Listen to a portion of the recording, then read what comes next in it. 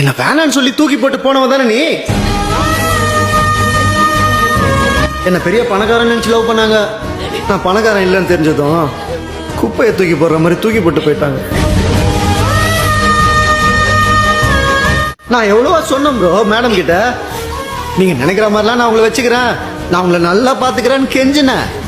டே நீ வேஸ்ட்டுடா, உனக்கெல்லாம் லவ் பண்ண தகுதியே இல்லைன்னு நடு ரோட்ல நிக்க வச்சு 1000 ரூபாவை கையில கொடுத்து அனுப்பிச்சாங்க ப்ரோ. இப்பதான் நீ நான் வாழணும்னு நினைக்கிற வாழ்க்கைய உன்னால எப்பவுமே குடிக்கவே முடியாது கார்த்தி. குடிச்சுதான் இந்த டீசல் போட்டு வீடு போய் சேர். இப்போ நான் லைஃப்பை ரியலைஸ் பண்ணிட்டேன். லவ்னா என்னன்னு புரிஞ்சிருச்சு, என்னை ஏத்துக்கோன்றாங்க. அன்னைக்கு நம்ம காதல் காணாம போயிருக்கோம்.